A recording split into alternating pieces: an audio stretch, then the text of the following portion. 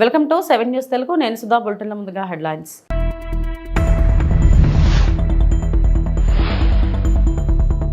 రిజర్వేషన్లను కాంగ్రెస్ చారిత్రకంగా వ్యవహరించింది. ప్రధాని నరేంద్ర మోడీ.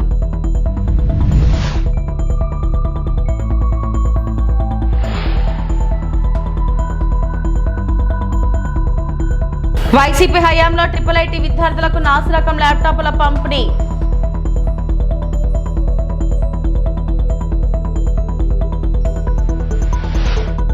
అసెంబ్లీకి వెళ్లినప్పుడు మీకు మాకు తేడా లేదా?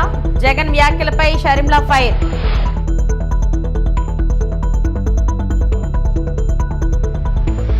జార్ఖండ్లోని గొడ్డాలో జరిగిన ర్యాలీలో పాల్గొని ప్రసంగిస్తూ నెహ్రూ నుండి రాజీవ్ గాంధీ వరకు రిజర్వేషన్ ప్రయత్నాలను వ్యతిరేకిస్తూ ఎస్సీ, ఎస్టీ, ఓబీసీ వర్గాల పట్ల కాంగ్రెస్ చారిత్రాత్మకంగా పక్షపాతాన్ని కలిగి ఉందని ప్రధాని మోడీ గమనించారు. ఎస్సీ, ఎస్టీ, ఓబీసీల ఐక్యతను విడగొట్టేందుకు కాంగ్రెస్ తమ సమిష్టి శక్తిని బలహీనపరిచేందుకు ప్రయత్నిస్తుందని, వారి ఐక్యత కాంగ్రెస్ ఆధిపత్యాన్ని కోల్పోవడానికి కారణమైందని ఆయన ఆరోపించారు. कांग्रेस को एससी, एसटी, ओबीसी से हमेशा से नफरत रही है. इसलिए नेहरू जी से लेकर राजीव गांधी तक इन्होंने आरक्षण का हमेशा विरोध किया. ये लोग कभी नहीं चाहते थे कि एससी, एसटी, ओबीसी एकजुट हो जाए. इसलिए आजादी के बाद दशकों तक कांग्रेस ने एससी, एसटी, ओबीसी समाज को बांटे रखा. और जैसे ही एसटी, एसटी, ओबीसी एकजुट हुए, कांग्रेस कमजोर हो गई. केंद्र सरकार में उसकी पूर्ण बहुमत वाली सरकार बनना ही बंद हो गया. अब कांग्रेस केंद्र में सरकार बनाने के लिए छटपटा रही है और इसलिए उसने एससी, एसटी, ओबीसी की एकता को तोड़ने का, आपको बांटने का खेल खेला है. एक नई साजिश रची है. कांग्रेस एससी, एसटी, ओबीसी की सामूहिक ताकत को कमजोर करना चाहती. जैसे संथाल में अनेकों हमारी आदिवासी जातियां हैं. यहां संथाल है, पहाड़िया है, पहाड़िया में भी अनेक उपजातियां हैं. यहां कोरा, मुड़ी कोरा है, लोहरा है, महली है, ओराव धनगर है, मुंडा पातर है, खरवार है. ऐसी हर जाति जब आदिवासी के रूप में, एसटी के रूप में एक आवाज से कोई बात कहती है तो उसमें वजन होता है. लेकिन कांग्रेस आदिवासी पहचान को तोड़कर इसे छोटी छोटी जातियों में बांटना चाहती है. ये संथाल को తూర్పుగోదావరి జిల్లాలో వైసీపీకి పెద్ద షాక్ తగిలింది. వైసీపీ మాజీ సలహాదారు రాజీవ్ కృష్ణ మంత్రి నారా లోకేష్ సమక్షంలో తెలుగుదేశం పార్టీలో చేరారు. ఈయన 2014 ఎన్నికల్లో నిడదవోలు నియోజకవర్గం నుంచి వైసీపీ తరఫున పోటీ చేశారు. రాజీవ్ కృష్ణతో పాటు Chagallu, Nidadavolu, Kovvur, Dharmavaram ZPTC, MPTC, Tallapudi MPP సహా 50 మందికి పైగా వైసీపీ నేతలు తెలుగుదేశం తీర్థం పుచ్చుకున్నారు. ఉండవల్లి నివాసంలో మంత్రి నారా లోకేష్ వీరందరికీ పసుపు గండవాలు కప్పి పార్టీలోకి ఆహ్వానించారు. బూతులకు, అసభ్యకర పోస్టులకు వైసీపీ ఒక మోడల్ అని లోకేష్ అన్నారు.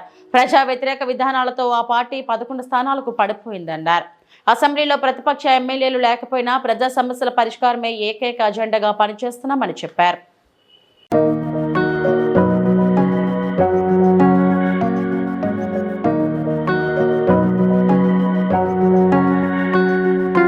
వైసీపీ పాలనలో IIIT విద్యార్థులకు నాసిరకం ల్యాప్టాప్లు పంపిణీ చేసిన వారిపై 90 రోజుల్లో దర్యాప్తు పూర్తి చేసి కఠిన చర్యలు తీసుకుంటామని మంత్రి నారా లోకేష్ అన్నారు. రాష్ట్రంలోని IIIT విద్యార్థులకు 2023లో నాసిరకం ల్యాప్టాప్లు అందించడంపై మండలిలో ఎమ్మెల్సీలు అడిగిన ప్రశ్నలకు ఆయన జవాబులిచ్చారు. వైసీపీ హయాంలో ఆంధ్రప్రదేశ్ ప్రొక్యూర్మెంట్ ద్వారా RGUKTలో అభ్యసించే విద్యార్థులకు 6,500 ల్యాప్టాప్లు కొనుగోలు చేశారని వివరించారు. ఒక్కో ల్యాప్టాప్కు 27,000 రూపాయలు వెచ్చించారని, వీటిలో 1,520 ల్యాప్టాప్ల్లో సమస్యలు ఉన్నట్లు ఫిర్యాదులు వచ్చాయన్నారు. ఆంధ్రప్రదేశ్ ఈ ప్రొక్యూర్మెంట్ ద్వారా RGUKT 2023 సంవత్సరం నాడు 6,500 ల్యాప్టాప్స్ కొనుగోలు చేస్తాం జరిగింది అధ్యక్ష. రెండో ప్రశ్నకు సమాధానం ఒక్కొక్క ల్యాప్టాప్ 27,000 రూపాయలతో కొనడం జరిగింది అధ్యక్ష. మూడో ప్రశ్నకు సమాధానం అవునండి. నాలుగో ప్రశ్నకు సమాధానం ఈ అంశాన్ని దర్యాప్తు చేసి చర్యలు తప్పనిసరిగా తీసుకుంటాము. గత ప్రభుత్వంలో 6,500 ల్యాప్టాప్లు కొనుగోలు చేస్తే దాదాపు 1,120 దానికి కంప్లైంట్లు వస్తాం జరిగింది అధ్యక్ష. దాంట్లో మొదటి కంప్లైంట్ చూస్తే చాలా వింటుకుంటుంది అధ్యక్ష. ఒకటి, ఒరిజినల్ ఆపరేటింగ్ సిస్టమ్ కూడా ఇన్స్టాల్ చేయలేదు అధ్యక్ష. రెండోది చూస్తే కూడా బేసిక్ అడాప్టర్లు కూడా పనిచేసే పరిస్థితి లేదు. కొన్ని ల్యాప్టాప్ లో ఆడియో క్వాలిటీ కూడా ఇబ్బందులు ఉన్నాయనేది చెప్తాం జరిగింది. ఇంకో పక్కన బ్యాటరీ కూడా కొన్ని ల్యాప్టాప్ లో ఎక్కువ సమయం రాలేదు అనేది కూడా చెప్తాం జరిగింది. విచిత్రం ఏంటంటే కొన్ని ల్యాప్టాప్ లో ఆన్ కూడా అవ్వలేదు అనేది విద్యార్థులు మాకు కంప్లైంట్ కూడా ఇస్తాం జరిగింది. అందుకే దీనిపైన సమగ్ర దర్యాప్తు మేము చేపడతాం అధ్యక్ష. తప్పనిసరిగా 90 రోజుల్లో ఈ దర్యాప్తు పూర్తి చేసి హౌస్ లో పెడతామని ఈ సభాముఖంగా మీ ద్వారా గౌరవ సభ్యులు మేము తెలుపుతున్నాం. తిరుమల శ్రీవారిని మంత్రి కొల్లు రవీంద్ర, సినీ గాయకుడు విజయ్ ప్రకాష్, కర్ణాటక శృంగేరి శారదా పీఠాధిపతి విధుశేఖర స్వామీజీ వేర్వేరుగా దర్శించుకున్నారు. విఐపి ప్రారంభ విరామ దర్శన సమయంలో స్వామివారి సేవలో పాల్గొన్నారు. ఆలయ మహాద్వారం వద్ద విధుశేఖర స్వామీజీకి టీటీడీ చైర్మన్ బిఆర్ నాయుడు, అదనపు ఈవో వెంకయ్య చౌదరి స్వాగతం పలికారు. మంత్రి కొల్లు రవీంద్ర, గాయకుడు విజయ్ ప్రకాష్ కు టీటీడీ అధికారులు స్వాగతం పలికి దర్శన ఏర్పాట్లను చేశారు. దర్శనానంతరం రంగనాయకుల మండపంలో పండితులు ఆశీర్వచనం చేసి స్వామివారి తీర్థ ప్రసాదాలను అందజేశారు.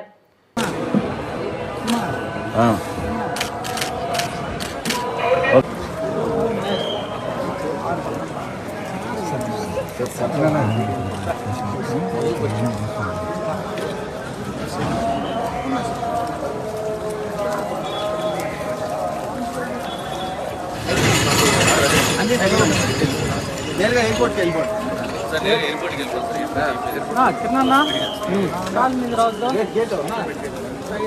వెనకాల పెట్టాను ఫోటో అయిపోయినా సార్. ఒక నిమిషం పెడతాం.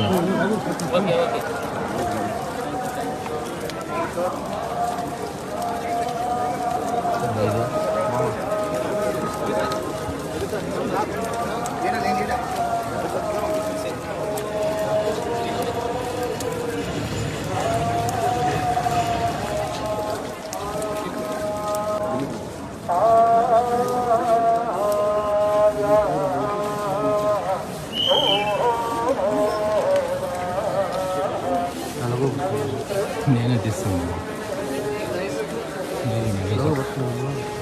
వాళ్ళే పెట్టుకోవాలి, వాళ్ళే పెట్టుకోవాలి. వాటి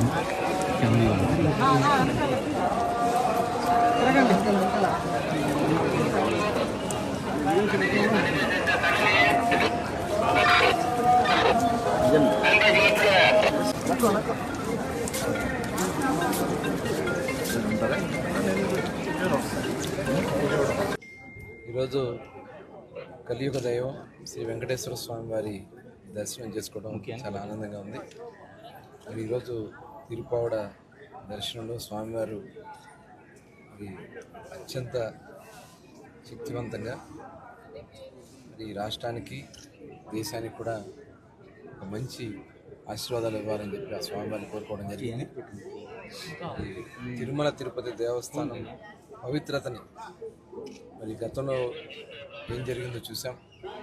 ఇవాళ రాష్ట్ర ముఖ్యమంత్రి వర్యులు చంద్రబాబు నాయుడు గారు మరి తిరుమల పవిత్రతను కాపాడటం కోసం మరి ఈరోజు అన్నీ కూడా మార్పులు జరుగుతూ ఉన్నాయి. మరి గతంలో మేము వచ్చినప్పుడు ప్రసాదం ఏ రకంగా ఉంది, ఇప్పుడు ప్రసాదం తీసుకుంటా ఉంటే ఇంత ఆత్మ సంతృప్తిగా ఉంది. మరి అటువంటి కలియుగ దైవంలో కూడా కొన్ని గతంలో జరగరాని అపచారాలు జరిగినాయి. మరి భవిష్యత్తులో అలాంటివి జరగకుండా స్వామివారికి చక్కని సేవలు చేసుకుంటూ రాష్ట్రం సౌభాగ్యంగా ఉండాలని చెప్పి మనస్ఫూర్తిగా కోరుకుంటా ఉన్నాం. అలాగే ప్రభుత్వం కూడా ఇవాళ మంచి ప్రభుత్వం, ప్రజలు కోరుకున్న ప్రభుత్వం. ఇవాళ అనేక సంక్షేమ అభివృద్ధి కార్యక్రమాలు చేసుకుంటూ ముందుకెళ్తున్నాం. అవన్నీ కూడా సక్రమంగా జరగడానికి, రాష్ట్ర అభివృద్ధి జరగడానికి, రాష్ట్రంలో యువతకి ముఖ్యంగా ఉపాధి అవకాశాలు కలగడానికి ఆ స్వామివారి ఆశీర్వాదాలు కావాలని చెప్పి కోరుకోవడం జరిగింది. తప్పకుండా ఆ స్వామివారి ఆశీర్వాదాలు ఉంటాయని చెప్పి ఆశిస్తూ అందరికీ నమస్కారం. ఆంధ్రప్రదేశ్ చరిత్రలో ఎన్నడూ లేని విధంగా వెనుకబడిన తరగతుల అభివృద్ధికి రాష్ట్ర ప్రభుత్వం 39,007 కోట్లు కేటాయించిందని రాష్ట్ర బీసీ ఈడబ్ల్యూసీ సంక్షేమ చేనేత మరియు జౌళి శాఖ మంత్రి ఎస్ వనిత తెలిపారు. శాసనమండలిలో గురువారం ప్రశ్నోత్తరాల సమయంలో ఎమ్మెల్సీలు రాజగొల్ల రమేష్ యాదవ్, దువాడ శ్రీనివాస్, కృష్ణరాఘవ, జయేంద్ర భరత్ అడిగిన ప్రశ్నలకు మంత్రి సవిత స్పందించారు. వెనుకబడిన తరగతుల సంక్షేమం అభివృద్ధికి తమ ప్రభుత్వం కట్టుబడి ఉందన్నారు. దీనిలో భాగంగా వ్యక్తిగతంగా గ్రూపులుగా లబ్ధి చేకూరేలా వివిధ పథకాలు అమలు చేస్తున్నామన్నారు. ఆంధ్రప్రదేశ్ చరిత్రలో ఎన్నడూ లేని విధంగా బడ్జెట్లో బీసీల సంక్షేమానికి 39,007 కోట్లు కేటాయించామన్నారు. 24-25 ఆర్థిక సంవత్సరంలో బీసీ కార్పొరేషన్ ద్వారా పలు పథకాలు అమలు చేస్తున్నామన్నారు. ఎన్బీసీ ఎఫ్టీసీ పథకాల కింద 2,227 మంది బీసీ లబ్ధిదారులకు ప్రయోజనం కలిగేలా 207.90 కోట్లు వెచ్చిస్తున్నామన్నారు. బీసీ కార్పొరేషన్ ద్వారా బీసీ ఏ, బి, డి ఈ సామాజిక వర్గాలకు చెందిన 89,686 మంది లబ్ధిదారుల అభివృద్ధికి 896.86 కోట్లు కేటాయించామన్నారు. బీసీ వెల్ఫేర్ మినిస్టర్ చర్చ జరపండి అధ్యక్ష.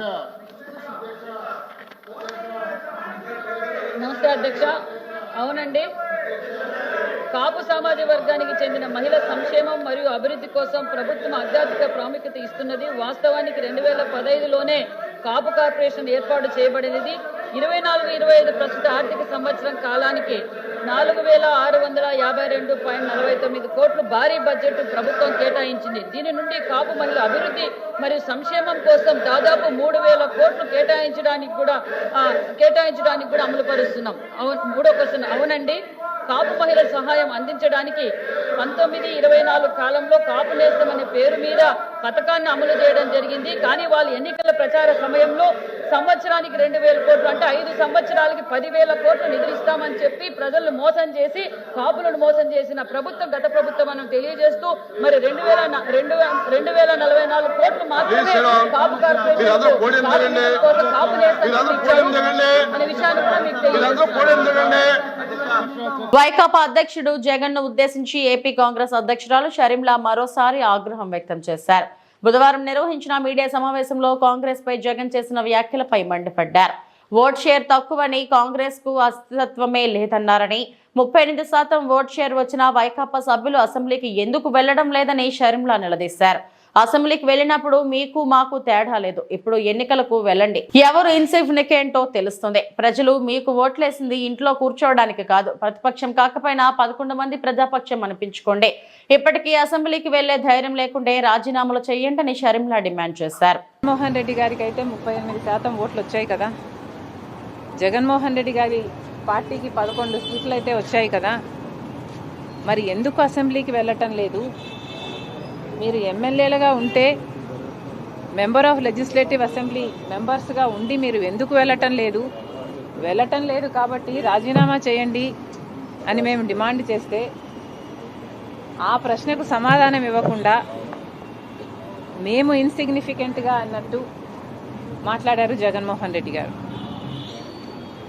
జగన్మోహన్ రెడ్డి గారికి సూటి ప్రశ్న, మాకు ఎక్కువ ఓట్లు రాలేదంటున్నారు. సరే, మీకు 38% ఓట్లు వచ్చాయి. మరి వచ్చి కూడా మీరేం చేస్తున్నారు దాంతో? 11 సీట్లు గెలిచి కూడా మీరేం చేస్తున్నారు దాంతో? మీకు మాకు ఏమిటి తేడా? మాకు ఓట్లు రాలేదు కాబట్టి మేము అసెంబ్లీకి వెళ్ళలేదు. మీకు ఓట్లు వచ్చినా 11 సీట్లు గెలిపించినా జగన్మోహన్ రెడ్డి గారు అసెంబ్లీకి వెళ్ళకపోతే మాకు ఆయనకు ఏమిటి తేడా? ఆయనకైనా ప్రజలు 38% ఓట్లు ఎందుకు ఇచ్చినట్టు జగన్మోహన్ రెడ్డి గారు దానికి సమాధానం చెప్పాలి. కాంగ్రెస్ పార్టీ ఒక జాతీయ పార్టీ. జగన్మోహన్ రెడ్డి గారు పుట్టక ముందు నుంచి ఉంది కాంగ్రెస్ పార్టీ. అలాంటి కాంగ్రెస్ పార్టీని ఈరోజు చిన్న చేసి మాట్లాడుతున్నారు. ఏ కాంగ్రెస్ పార్టీని అయితే రాజశేఖర రెడ్డి గారు సేవ చేశారో, ఏ పార్టీలో అయితే రాజశేఖర రెడ్డి గారు ముఖ్యమంత్రి 2 సార్లుగా అధికారం చేపట్టి ఆఖరికి తన ప్రాణం కూడా ఏ పార్టీలో అయితే త్యాగం చేశారో ఆ కాంగ్రెస్ పార్టీ గురించి జగన్మోహన్ రెడ్డి గారు చాలా చిన్న చేసి మాట్లాడారు. అయ్యా జగన్మోహన్ రెడ్డి గారు, మీరు పుట్టకముందు నుంచి ఉంది కాంగ్రెస్ పార్టీ. అలాంటి కాంగ్రెస్ పార్టీ గురించి మాట్లాడే అర్హత మీకు లేదు.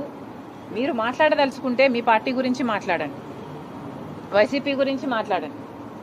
వైసీపీ ఏం చేసిందో చెప్పండి. మీరు పూర్తి మద్యపాన నిషేధం అని చెప్పి మోసం చేశారు. రైతులకు 3,000 కోట్ల ధర స్థిరీకరణ నిధి ఇస్తాము ప్రతి సంవత్సరము అని మోసం చేశారు. మెగా డిఎస్సి అని మోసం చేశారు. ఆఖరికి పోలీసుల్ని కూడా మీ ఇంటి కుక్కల్లాగా బిస్కెట్లు వేస్తే పనిచేసే మీ యంత్రాంగంలాగా మీరు వాడుకొని ఆఖరికి కాదంబరి కేసులో అయినా చూసాము, ఎంతోమందిని డోర్ డెలివరీ చంపేసి డోర్ డెలివరీ చేయడం చూసాము. మీ అరాచకాలను మీ మాఫియాలను జనాలు తట్టుకోలేక మిమ్మల్ని ఓడించారు. ఒకప్పుడు ఏ రాజశేఖర రెడ్డి గారి కొడుకుకైతే అవకాశం ఇవ్వాలని 151 సీట్లను మీకు ఇచ్చారో అదే ప్రజలు మిమ్మల్ని ఓడించి 11 సీట్లు మీకు ఇచ్చారు అంటే ఎందుకు ఇచ్చారో ఆలోచన చేయండి.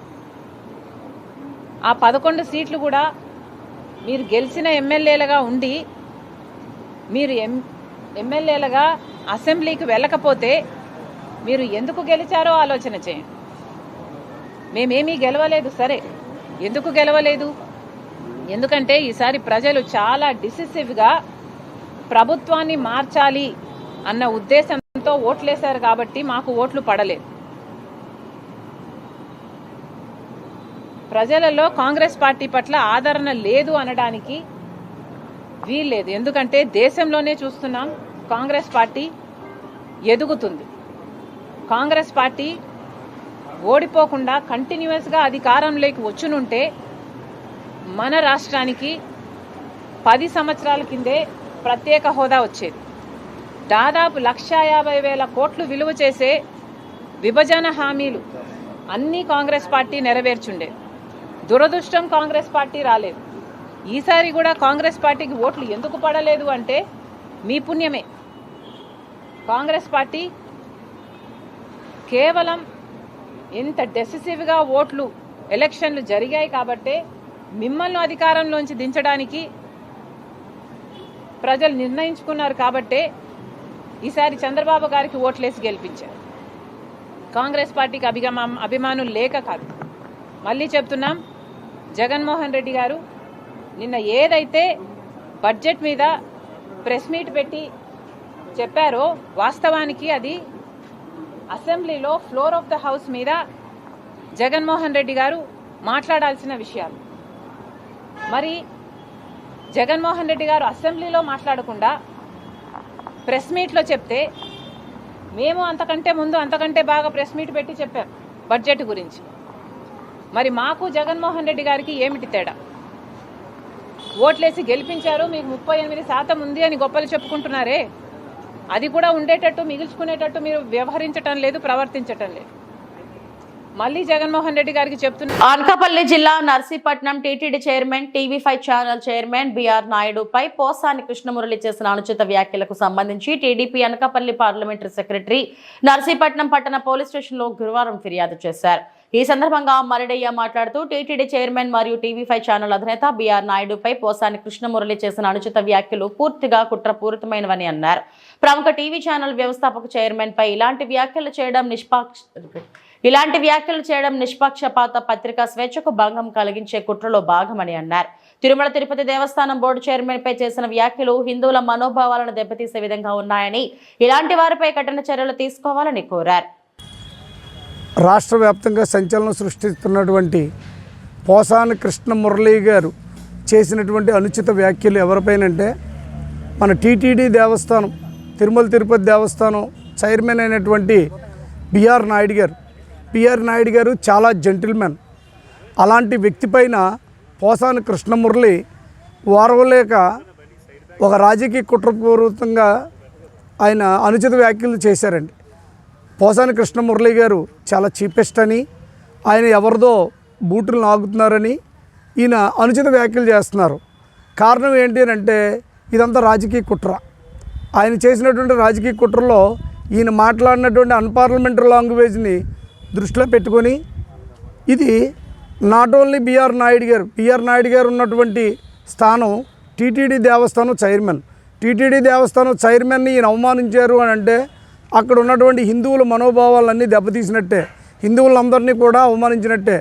కాబట్టి పోసాని కృష్ణమురళి గారు చేసినటువంటి వ్యాఖ్యల్ని ఇమ్మీడియట్లీ వెనక్కి తీసుకోవాలి.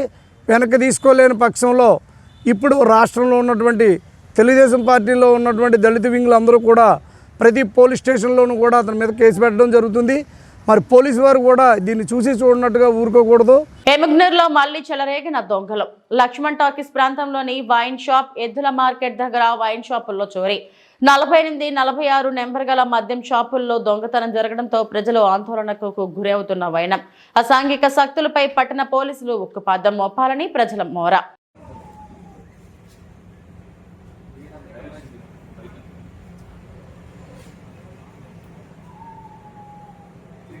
తిరుమల శ్రీవారిని ఢిల్లీ మాజీ మంత్రి ఆప్ కన్వీనర్ అరవింద్ కేజ్రీవాల్ దర్శించుకున్నారు.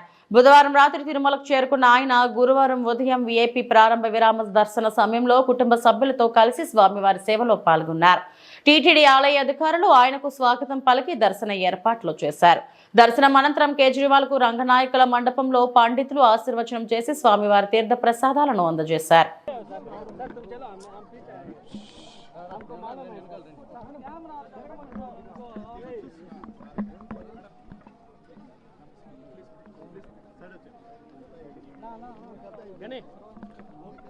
ముందరకు వచ్చే మళ్ళీ కష్టపడా అన్నా యాడికి పోనా ఉన్నా మీరు పక్కకుంటే చాలు చేయలే పడతాండే సగం అన్నా చేయి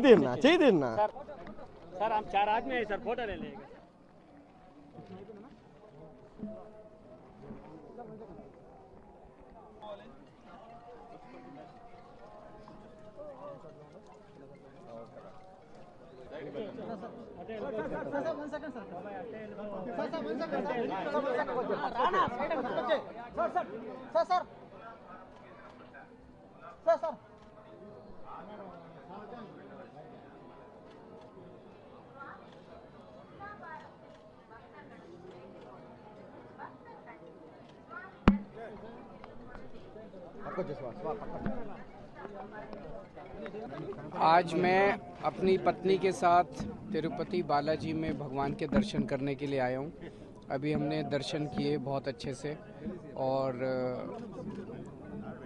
सभी की भलाई के लिए सब लोग स्वस्थ रहें, सबकी मनोकामना पूरी हो, हमारा देश तरक्की करे, दिल्ली तरक्की करे, सब लोग तरक्की करें, सबके घर में बरकत हो, इसकी भगवान से प्रार्थना की। पहले बार तुम इधर दर्शन के लिए आया क्या? मैं पहली बार आया हूँ।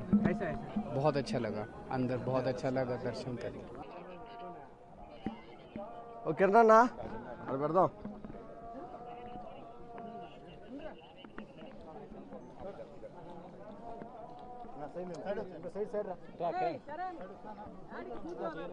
అన్నా మీరు పక్కన అన్న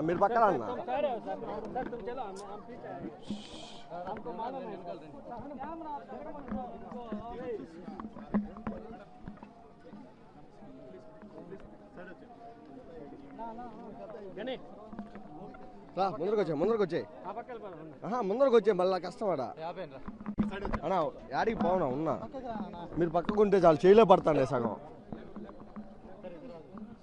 అన్నా చేయి सर हम 4 आदमी हैं सर, फोटो ले लेंगे।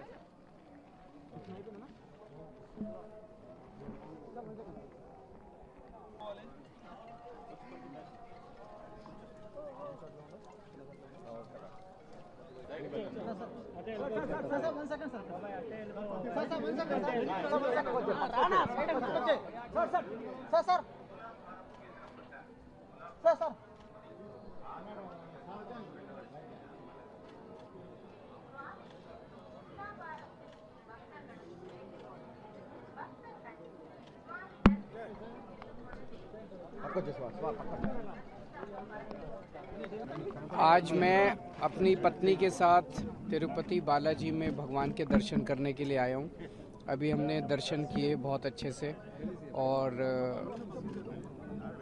सभी की भलाई के लिए सब लोग स्वस्थ रहें, सबकी मनोकामना पूरी हो, हमारा देश तरक्की करे, दिल्ली तरक्की करे, सब लोग तरक्की करें, सबके घर में बरकत हो, इसकी भगवान से प्रार्थना की। पहले बार तुम इधर दर्शन के लिए आया? मैं पहली बार आया हूँ। कैसा है? बहुत अच्छा लगा, अंदर बहुत अच्छा लगा दर्शन। తిరుమల వారికి సుమారు 2 కోట్ల రూపాయల విలువైన స్వర్ణ వైజయంతి మాలలను దాతలు విరాళంగా అందించారు. కానుకను డీకే ఆదికేశవులు మనవరాలు చైతన్య ఉత్సవమూర్తులకు అలంకరించేందుకు విరాళంగా అందజేశారు. దాతలు శ్రీవారిని దర్శించుకున్న అనంతరం రంగనాయకుల మండపంలో టీటీడీ చైర్మన్ బిఆర్ నాయుడు, టీటీడీ అదనపు ఈవో వెంకయ్య చౌదరి ఆభరణాలను అందించారు. రేపు తిరుచానూరు శ్రీ పద్మావతి అమ్మవారికి కూడా మరో వైజయంతి మాలను విరాళంగా ఇవ్వనున్నారు.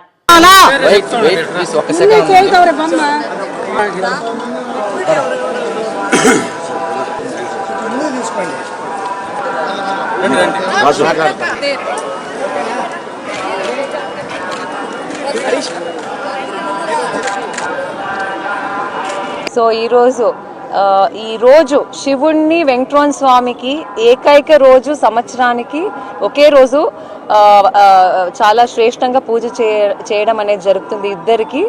సో ఈ రోజు చాలా అద్భుతమైన రోజు వైజయంతి మాల మన శ్రీదేవి భూదేవి మైలరప్ప స్వామికి ఉత్సవమూర్తికి సమర్పించడం అనేది జరిగింది. మన శృంగేరి శారదాపీఠ స్వామి వచ్చి ఆయన ప్రాణప్రతిష్ఠ చేసి ఇవ్వడం అనేది జరిగింది. మన ఈఓ, మన జేఈఓ చైర్మన్ గారు కూడా ఉన్నారు, వాళ్ళ ఆధ్వర్యంలో ఇవ్వడం అనేది జరిగింది. అలాగే మన పద్మావతి దేవికి ఆలయానికి స్వామివారి దగ్గర అమ్మవారికి హారం పెట్టి మనము రేపు శుక్రవారం రోజున అమ్మవారికి సమర్పిస్తాము. ఇవాళ అయితే ఉత్సవమూర్తులు మైలారప్ప స్వామికి, శ్రీదేవి భూదేవి అమ్మవారికి వైజయంతి వజ్రాల హారము వేయడం అనేది జరిగిందండి. ఆ ఆభరణాల విలువ వజ్రాలు, మళ్ళీ ఆ నీలాలు అనేవి చాలా ఓల్డ్ ఏన్షియంట్ యాంటిక్ వజ్రాలు, మళ్ళీ సఫైర్స్ చాలా ఎక్స్పెన్సివ్. అది దాన్ని మేము వాల్యుయేషన్ చేయలేదు. బట్ ఇప్పుడు అకార్డింగ్లీ ఇప్పుడు today's price it will be 2 crore above. So 4 హారాలు అనేది ఇవ్వడం అనేది జరిగింది.